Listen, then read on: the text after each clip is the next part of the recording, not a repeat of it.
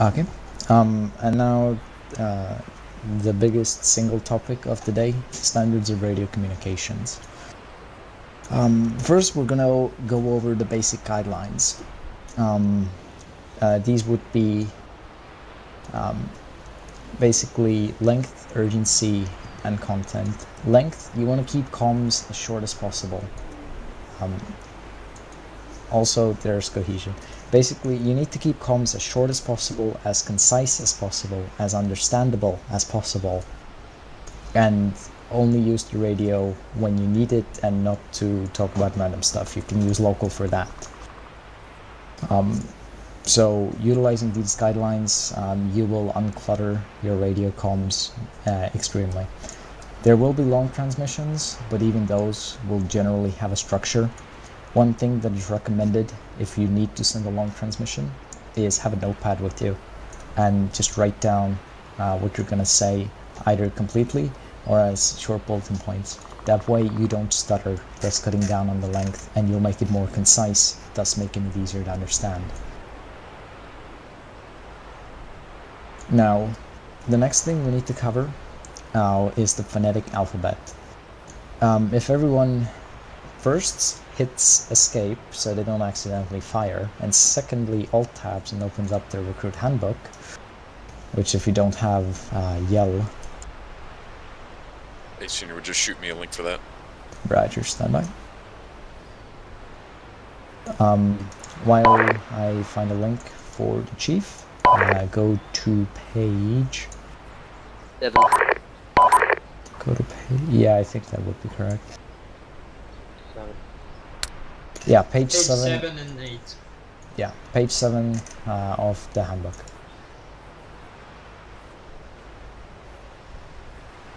You could just print out a copy. Nah, your choice. Alternatively, if you have a tablet, you can use that, which is what I'm doing. So as long as you can pull it up in front of you easily without getting somebody shot. Oh, and that's getting someone shot is the reason why I had you press escape. Whenever you alt tab, Arma 2 has this annoying habit of putting your gun into continuous automatic fire when you come back without either hitting escape or going into map screen. So it's generally a good practice, or lower your weapon. Or with Ace, yeah, thanks, Senior. Or with Ace, you can actually put your weapons on safe with Shift and the little squiggly line next to the one known as tilde. Anyways, phonetic alphabet, or the International Radio Telephony Spelling Alphabet. The premise of this is to assign a code word to each letter and number with the goal of making it easier to spell things. So instead of saying, I don't know, I'm in sector A12, you would say I'm in sector Alpha 12 or Alpha 12, because short letters, well, all letters are short, and they can be lost extremely easily to bad radio communication. So Alpha gives you a lot better chance to understand the letter than just A or B. And it also helps get rid of the problem of similar sounding letters. Knowing the phonetic alphabet is important. I expect all of you to know this by the end of BCT. One way to learn it or to memorize it is if you go somewhere on foot or if you take the bus, just call out in your mind all of the license plates that you see in the phonetic alphabet. I did that for a while because I was bored on my way to school, and it basically made the entire alphabet stick into my mind. So at the end of BCT, all of you need to be able to use the spelling alphabet proficiently and quickly. And one thing to note with the numbers, mostly they're the same with the exception of 9. 9 becomes niner, which I made a note of earlier as well. Anyone know why that is? Probably because of German, with their That's actually not true.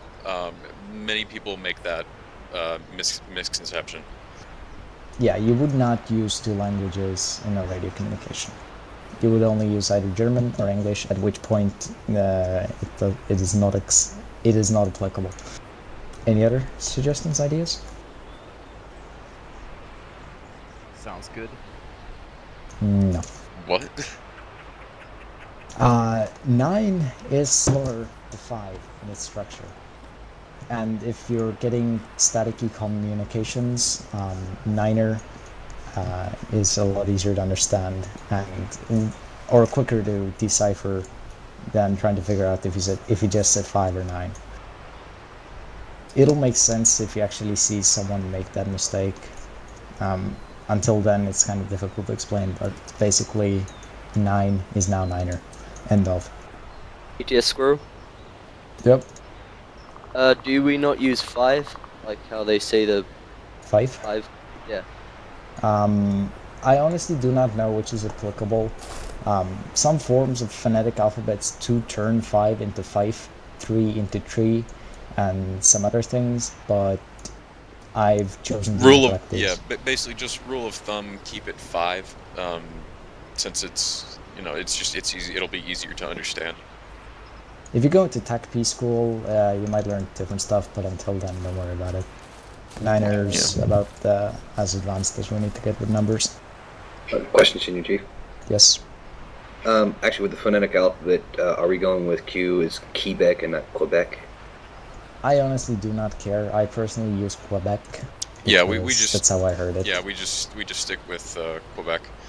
For P, you can use Papa or Papa, however you want to say it. I know Kate's likes to use Papa as opposed to Papa.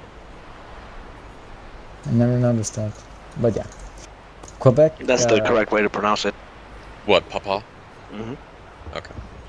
But yeah, saying Quebec instead of Quebec kind of defeats the purpose of having Q as Quebec. Yeah. Okay, next up, page 8 and page 9. We have common phrases. And now, what we're going to do with this is at the end, I'm going to have everyone read this, and then I will quiz all of you. So we'll keep this area noted for now, and we'll move on. Oh, Senior, one quick thing. Yes. Backpedaling here for a second. Guys, make sure when you say Victor, make sure you really pronounce that V. Sure. Anyways, at this point you can all tap back into the game, or you can roll with the handbook, it doesn't matter. Next is the 3Ds. 3Ds are the standard and quickest method for calling out contact in a fire team setting, or in a buddy team setting. They are in no particular order: distance, direction, and description. Call them out in whichever order. As I said, it's not set, as long as the entirety gets through. And make it short and concise. It needs to be short and concise, otherwise you defeat the purpose of this. Direction, either degrees or cardinal, whichever you can get off fastest, although if you use cardinal, just be ready to get more accurate once you've called it off and actually give degrees. If you give degrees, usually 10-degree accuracy is good. 5-degree accuracy, if you can manage it quickly, yeah, that'll work. If your unit is moving in a general, like in the same direction of movement, you can also use relative directions such as front, rear, left, and right. But that's provided that everybody is on the same movement path. Yeah, this is useful for convoys, or, as already said, if you know what front is. But other than that, just stick to degrees and cardinal. Distance, you don't need to get scientific. As long as you get the general idea across, it's good. And description, general description of what it is. Is it infantry? Is it armored? And sometimes where it is. For example, infantry, edge of forest, or infantry, second floor, something like that. So a put together 3D report would be something like contact infantry 340 degrees at 100 meters. And what's done with the 3Ds is after you've called them off, after you have alerted your squad, you will start expounding on it. You'll start getting more accurate and helping them zero in the fire. At that point, you would basically get more accurate with your degrees, with your description of the target, like white building, second floor, right side window, or more accurate with your degrees, like 3, 4, 5 degrees, to help your squad mates and squad leader and know exactly where the target is and actually put effective fire on them. Next type of report. Commenting, Chief. Oh, God. When describing, say, infantry, do you think it's actually important for us to say just infantry, or, you know, situations like saying, you know, AT gunner, or, you know, AA infantry in case of dealing with threats that may cause a bigger problem, say, for combined units, and just say infantry? I would say it depends on the threat. Generally speaking, infantry is good. Usually when a SAM launch is detected or AAA fire is detected, it'll be called off on comms directly with the aircraft. Otherwise, infantry is as good as you need to get. Alternatively, you could also use foot mobiles. Yeah. Or if you're in a convoy calling out RPG. Yeah, that's kind of an obvious thing. But yeah, infantry, you don't need anything more accurate than that. You can get to squad later when expounding. You can get more accurate. You can get into if they have machine guns or if there's a platoon of them or a squad of them. But that's after you've called out the initial contact, because the purpose of the 3Ds is to alert your squad and get them shooting at the dudes as quickly as possible. Everything else comes later. Nice. I'm just saying, we should always point out the highest priority threat to us first. That would probably, if it's armor, then yeah. But if it's just infantry dudes carrying different weaponry, it doesn't really matter, because you realize that infantry can be carrying different weaponry. Okay, any other questions about the 3Ds? Yeah. What's up? He said negative. I thought he said yeah. I think he said negative. I said negative. Okay. Okay, next report that you need to know is the 8th report, Ammunition Casualties Equipment. As I've said, or as every point in the handbook starts out, either means that this report can be used for both a unit and personal status report. Unit would apply for when the squad leader is sending it to hire, and personal status is when you're sending it to your team leader. Since you're all going to be trained as riflemen for the time being, I'll just go over the personal use aspect of this. Ammunition, your own ammunition status. Are you green on ammo? Are you amber or yellow? Are you amber on ammo, which means you have about half your worth, somewhere around 150 rounds. If you're running red or black, you're probably on your reserve ammo. Yeah, or you can give an exact MAC count. The quickest way to do that actually is to press left shift G, at which point it shows you your ready pouches, and you would usually remember how many you have in reserve on your backpack. I carry a 4 in my backpack. Just remember though that if you've been in maybe not extended contact, but if you've been performing multiple reloads with partially full magazines, you're going to retain those magazines. So doing left shift and golf will not show you how much ammunition is in each magazine. So, you know, I might have left shift G might show me I have, 7 magazines, but going into my gear menu will, might tell me, oh, half of those magazines are like almost empty. Yeah. So, depending on the situation, and if you know you've been if you've been making partial reloads or not, if you know you've been reloading only when you're empty, then you can use left shift G and say, oh, okay, I know personally I've been only making full reloads, so this magazine count on left shift G is accurate. If not, and you've been making partial reloads, it's like, ooh, I better check my gear menu to make sure that I don't have like 2 half magazines that need to be considered 1 full magazine. Yeah. And this all comes to the point of be aware of your ammo situation, but that's a later topic for a later class. Normally your team leader will also, or maybe not necessarily team leader, but normally your leaders will normally ask for ace reps when there's a lull in the combat where everybody has that kind of time to get a better count of their ammunition. Yeah. Casualties. On a personal situation or on a personal basis, it would concern your medical status. If your legs are short and cannot walk, if you have pain, if your arms are shot and your aim is horrible, or if you're completely green, no bullet wounds, no residual effects, etc. Where did Setsuna go? Timed out. What happened to me? Okay. I'm bugged. A bug or something. What? What do you mean? I can't really move. Double tap left alt. Yeah, you basically left alt will make, like, holding left alt will let you move in head free look, but double tapping it will lock it. So yeah, another button that's bound by default that can do that is the asterisk key on your number pad. Does the same thing. So if you don't want to double press something, you can press that too. It'll switch between free look. Anyways, final part of the NACE report is equipment. On a personal basis, it would include, or it would contain any specialized equipment you've been given for the mission that's been used. Let's say you were given a satchel, you've used it, now you would list that under equipment. Or if you were given a 249er, you had to switch it out because of whatever reason, you would list it there because you lost it. Anything like that. AT as well, AT rounds, stuff like that. Salute and SALT. These are more of a leader's report and radio telephone operator reports. So we won't go in depth, but on bottom page 9, top of page 10, you can see what they contain. Salute is size, activity, location, unit, uniform, time, and equipment. And SALT is size, activity, location, time.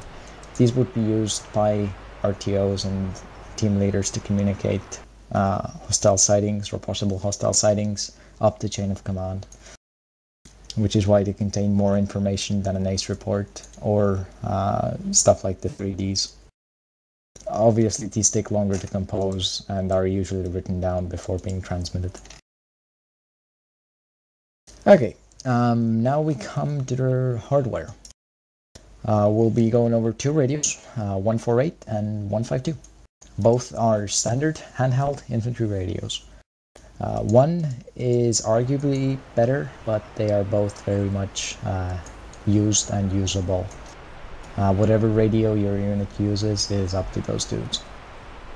So, if everyone goes back into the game this time, and we'll walk over and get the radios. So, follow me.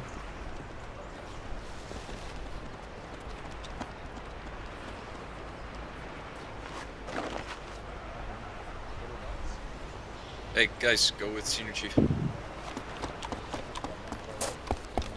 looks like my game. A question. What's the difference by the VHF and the UHF?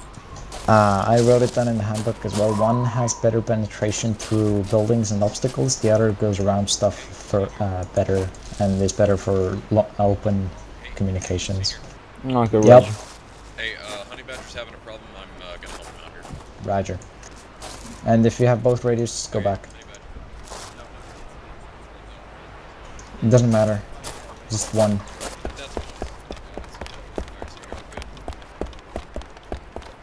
Okay, yeah, go up and okay. Yeah, that's what I was thinking. It's like, how is that possible? If he were at the main menu, he wouldn't be here in the game. Yeah.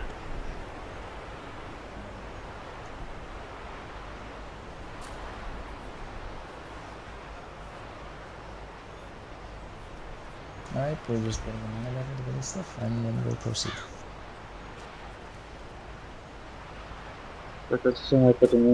Welcome back. I'll load back in. Sorry about that. Hey guys, let's condense our little line here so that everybody's, you know, kind of together. Esham. There you go. There we go. Keep your group together. Esham, how quickly can you get back in game? Or not Esham, but Setsuna.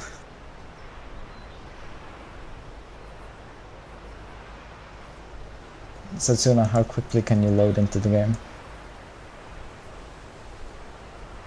Hey, Satsuna, can you hear Senior Chief or not? Yeah, I can hear. Why aren't you responding to him? How fast can you get in? I'm still connecting my client. Okay, we'll have to wait a bit then. Until then, everyone make sure you have the 148 selected. And pretty much, Chief, correct me if I'm wrong, but the VHF is better at going through buildings and stuff, while the UHF is better at unobstructed communication, correct? Other way. Okay. UHF, ultra high frequency, better at penetrating structures and obstacles. VHF, very high frequency, better at range, unobstructed. Okay, so I need to switch that around in NADOC. Yeah. Quick question, Senior. How do you switch radios? Left control, left shift, A. Yeah, you can also switch with A and S. If you Or have multiple Alt radios, Shift it'll just- E and then Yeah, you can also open the Acre menu with left alt, left shift, and echo, and then you can get to your radio list from there.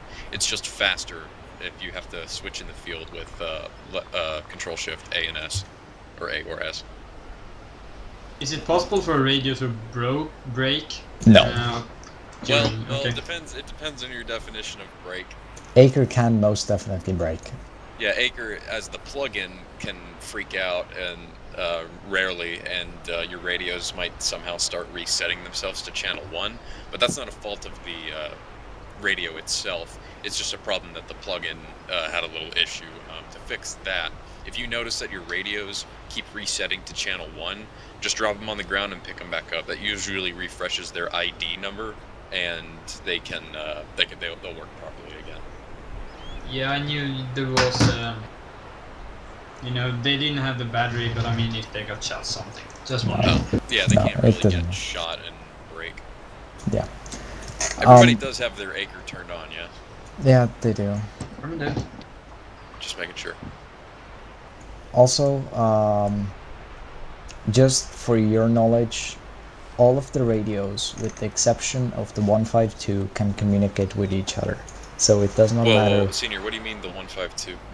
343. There you go. Okay, all of the radios, with the exception of the 343, can communicate with each other. So whenever you're told to pick up a radio, it does not matter if you pick up a 148 UHF. It does not matter if you pick up a 148 VHF or if you pick up a 152. Provided you are on the same channel, you can talk to them. The only exception being... Unless your team leader specifically tells you to take a certain radio. Yeah. The only exception being the 343, which uses, I do believe, shorter range frequencies. Uses UHF, actually. Yeah. It's UHF, and it's much higher megahertz than the others. Yeah. So it uses completely different frequencies. So It uses UHF, about 2.4 gigahertz. yeah. Yeah.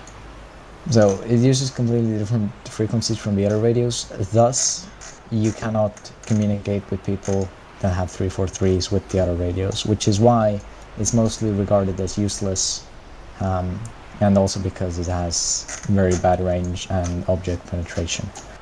Yeah, it's got a very low range. It can only communicate with other 343s. You can't program any of the channels. It only has like 10 some channels. Yeah, I think it's 6. Satsuna, go and grab a 148 and a 152 from the little box where we got the GPSs from, and then come back. Trigger. Okay, first up, as I already said, we'll pick up the 148, so everyone open it with left control, left shift X.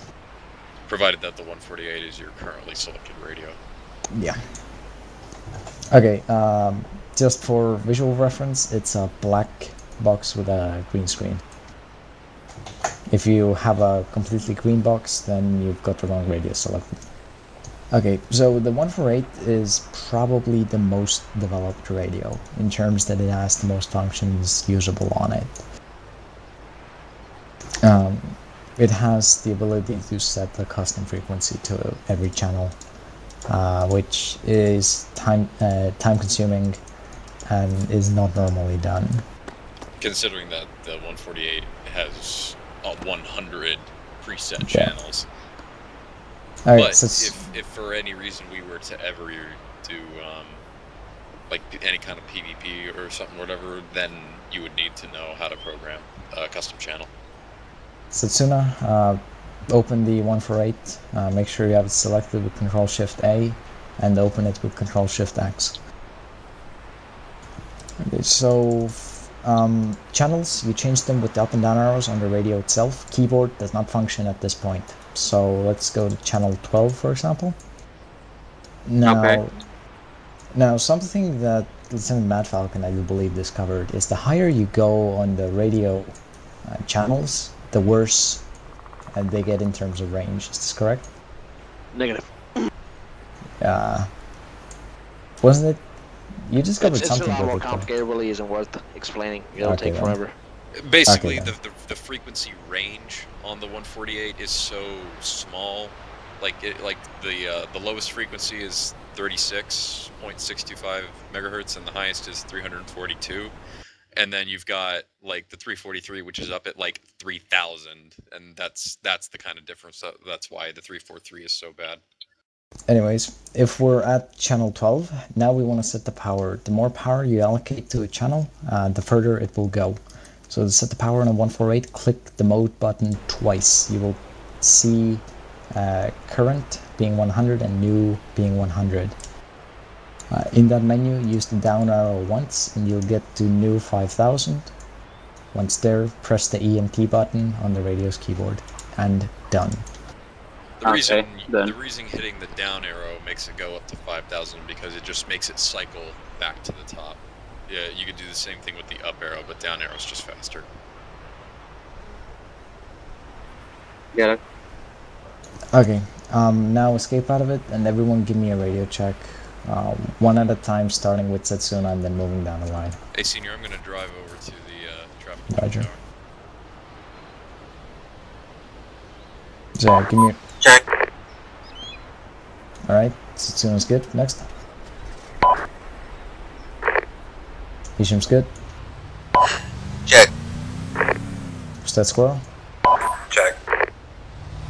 Okay, good, Rack. Check. Jor. Check. Check. Walks check. Hey guys, Senior, make sure that they unbind their VoIP. They have. And just to and clarify, Roger? Senior Chief, Yep. UHF has a higher range unobstructed. The moment you put obstructions in between its path, VHF becomes a better option. So when you're on the ground, VHF is a lot better. When you're actually in a bird, say talking from bird to bird, you can talk across the map with less power using UHF, and that's Okay, then. as basic as I can make it. Okay, then my actual initial analysis on the indoc was correct. What you put in the indoc is correct. Okay. Okay, everyone now knows how to use the 152 now, or the 148. Now let's switch to the 152. Control-Shift-A and open it. As you can see, this is a different beast. It has a lot more buttons to play with. Unfortunately, it has less functions. It doesn't have a custom frequency function. So let's go to channel 11 with this one. The way you change channels, PRE, hit the plus key or the minus key, whichever. But right now it's more useful to go to plus and go to CH0. Once there, to change the power, press the radio's keypad 7, OPT. You'll see power, frequency, scorched ComSec. Whatever is flashing is selected. Power should be selected by default. Press ENT. Once pressed, low, medium, high user. User does not function. So just cycle with the down arrow on the radio, also radio's keypad 9, to high power and press ENT. And now you should be on channel 11 with high power. The 152 has a lot longer of a range than the 148, and it also combines the two antennas of the 148, so it's a better. So it basically combines the two radios and adds more oomph to them. Okay, everyone give me a radio check on channel 11 with the 152. Starting with Setsuna again. Check. Esham? Go and pick one up from the small box. I got him. Come here. Okay, continuing. Squirrel. There you go. Check. Radio check. Good, right. Check. Rack. Check. Jor. Check. Check. Fox. Check. Honey. Check. Alright, is Esham hooked up?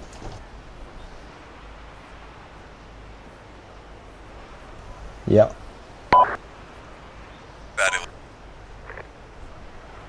Radio what? Left ear, right ear. Oh yeah. Okay,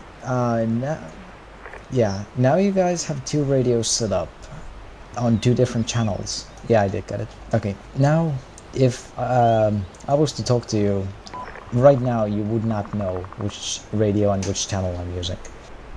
But there's a way to fix it.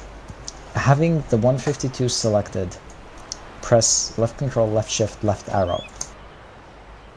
On the top right, you'll see something with left ear, right? Yep. Yep. This basically assigns that radio to your left ear. Now select the 148 with Control Shift A and press Control Shift right arrow. And you'll see something right. Now, if done correctly, everything I say on channel 11 should come through your left ear, and everything I say on channel 12 should come through your right ear. So it should be something like this. That should have gone left, right, left. Yeah,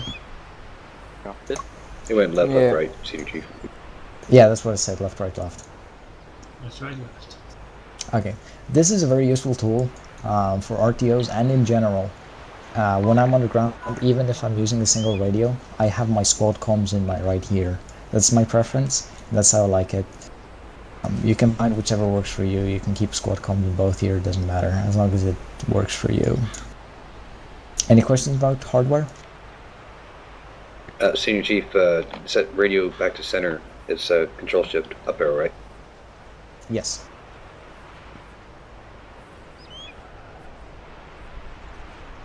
Any other questions? Alright, then you can close the game, or for the time being quicker, Alt-Tab, go to page 8 of the indoc, and go over the common phrases on your own. In about 7 minutes, I will quiz you, unless everyone finishes reading. Once you finish reading them, just give me a call over comms.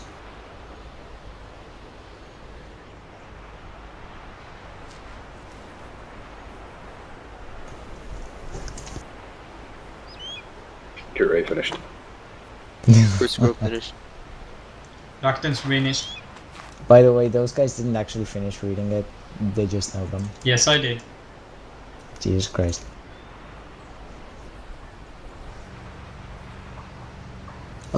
Go page 8 of Recruit Handbook and read the common phrases and their meaning more accurately.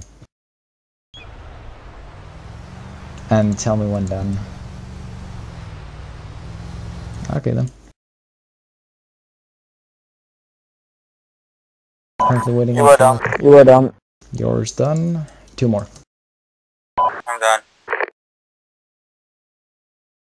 I'm done. I'm done.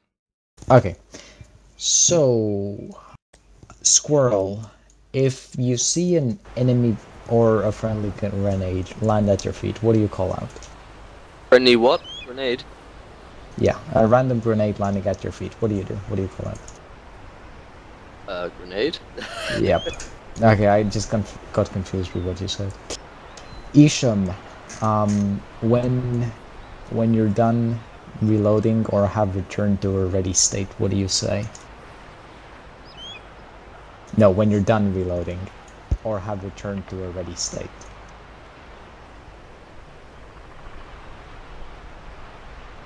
No. Personal Anyone? status up. Yep.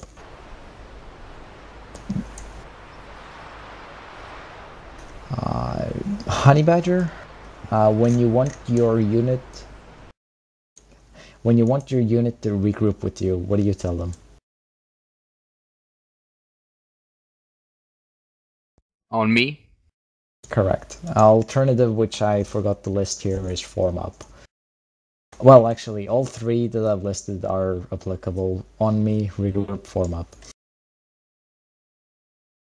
Okay. Next up, Jor, give me a positive acknowledgement. Affirmative. Correct. Ray, if you're taking a break on comms, short break, what do you say? And you want to keep talking after this? Right. Yeah, that's actually I need to find a better question for these. Rack, whenever you have critical information to pass through the comms, but the comms are cluttered, what do you say to silence them? Break, break, break. Correct. Do you want me to say it faster or slower, or? It's usually done fast with urgency. Copy that. As long as anyone on the channel is able to understand that you're saying break, break, break. Mm-hmm. And yeah, that is it for day 1. 1 hour and 14 minutes, or 16 minutes. I wouldn't say that's bad. Any questions? Negative.